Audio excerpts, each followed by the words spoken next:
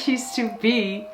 Vandaag een kort filmpje over een aantal werkwoorden die het werkwoord kennen als basis hebben. In grammaticale termen noemen wij dit afgeleide, onscheidbare werkwoorden.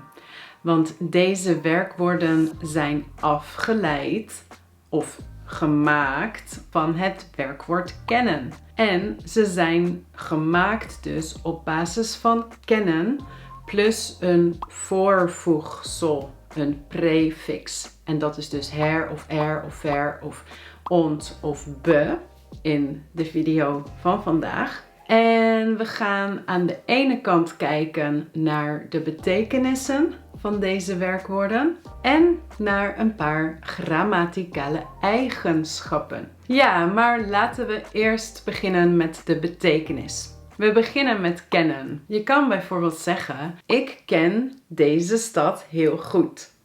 Ik woon hier en ik ken het. Ik ken deze stad heel goed en ik ken dit meisje al 3 jaar. Ik ken haar. Maar nu herkennen. Ik herken deze stad. Ja, ik ben hier ooit geweest. En nu ben ik er weer en ik herken het. Ik denk dat ik dit al een keer heb gezien. Ik herken het. Of ik herken dit meisje. Dus ik ken haar een beetje, want ik heb haar ooit ergens gezien. En nu zie ik haar opnieuw. Dus ik herken haar. Ja, wordt vaak gebruikt voor opnieuw. En dan verkennen. Ik verken de stad. Dit betekent dat je de stad nog niet kent. We gaan de stad verkennen. We gaan de hele dag rondlopen en dingen bekijken om het te verkennen. Kun je zeggen, ik ga het meisje verkennen? In een bepaalde context misschien. Ja, misschien haar lichaam. Of haar mooie, intrigerende geest. Ik ga het meisje verkennen. Maar dat klinkt wel een beetje seksueel.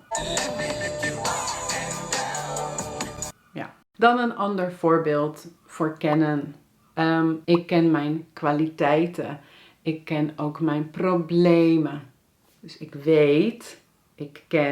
weet wat mijn positieve kanten zijn, mijn negatieve kanten, mijn kwaliteiten en mijn problemen. En dan, ik herken mijn problemen. Als ik iets doe en ik heb opeens een probleem, denk ik, oh ja, dat is een probleem. Ik herken mijn probleem. En dan hebben we het werkwoord erkennen. En erkennen is dat je zegt, ja, inderdaad, ik heb dit probleem. You acknowledge it. Voor jezelf, voor een ander. Dus ik ken mijn probleem. Ik herken het. Oh, dit is mijn probleem. En ik erken het door het echt te bevestigen. Door het te zeggen. Dat is erkennen. Maar het tegenovergestelde van erkennen is ontkennen. Nee, ik heb geen problemen.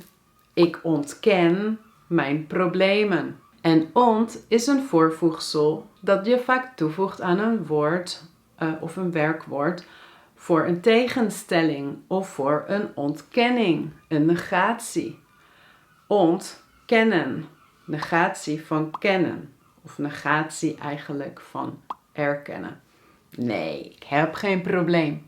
Ik ontken mijn probleem. Ja, en de laatste voor vandaag is bekennen.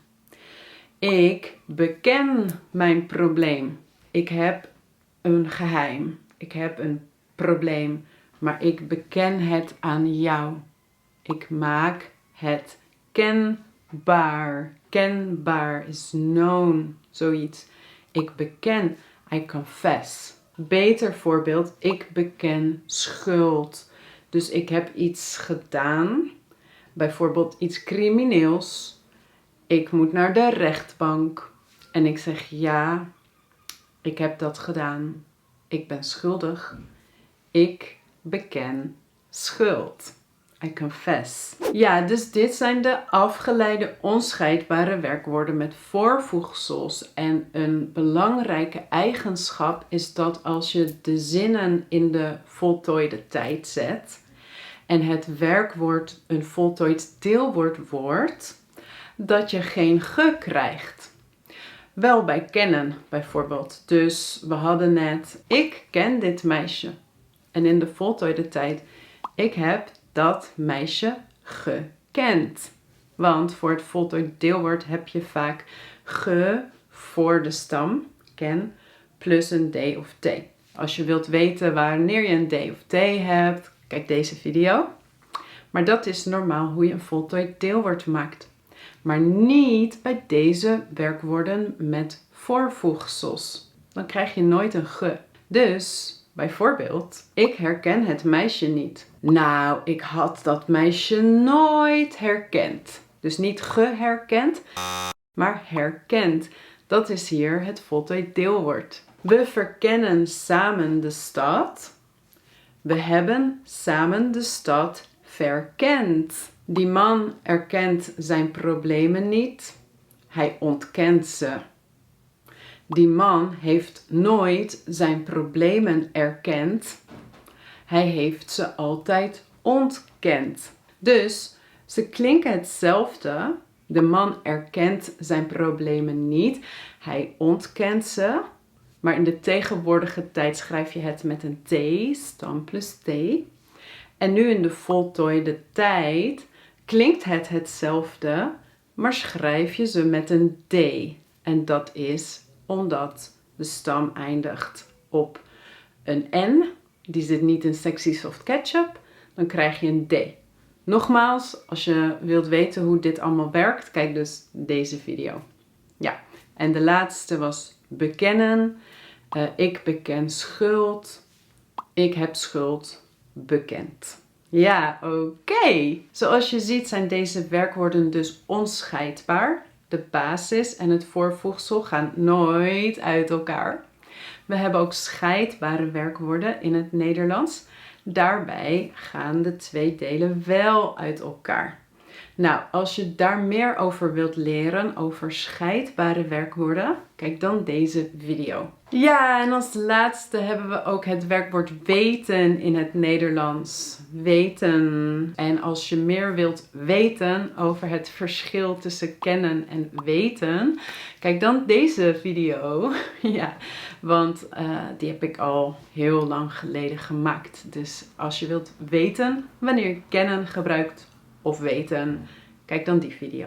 Tot slot wil ik jullie mededelen dat ik een nieuwe cursus aan het maken ben, namelijk Dutch for Higher Intermediates, voor mensen die van A2 naar B1 level of niveau willen. En deze video hoort bij een les die ik nu ook aan het maken ben. En die les gaat dus over afgeleide onscheidbare werkwoorden. Als je geïnteresseerd bent in die cursus, dan kun je de link in de beschrijving vinden en het curriculum checken. En ja, dit wordt weer een super mooie cursus. Dus check it out als je Nederlands wilt leren met mij met deze cursus om naar B1 niveau te gaan. Ga dan naar de website, kijk in de beschrijving voor de link. En dan wil ik voor nu hier eindigen met een korte opdracht voor jullie. Ik heb 3 zinnen en jullie mogen het juiste afgeleide werkwoord in de zin zetten. En dat mag je dan in de reacties schrijven. Zin nummer 1. Ik ben hier nog nooit geweest en toch blank ik de plek. Zin nummer 2. Peter heeft een vrouw, maar hij heeft met iemand anders gezoend. Maar toch blank hij dat hij is vreemd gegaan. En zin nummer 3. Alex, ik moet je iets blank. Ik ben al 3 jaar verliefd op jou. Dus zet jouw antwoorden in de reacties. En als je nog meer Nederlands met mij wilt leren, maar je was nog niet geabonneerd op dit kanaal, doe dat dan nu. Als je deze video leuk vond en mij een beetje wilt helpen om meer te groeien hier op YouTube, geef deze video alsjeblieft een like. In elk geval wens ik jullie natuurlijk allemaal weer een fantastische dag. Tot heel gauw in de volgende video. Doei!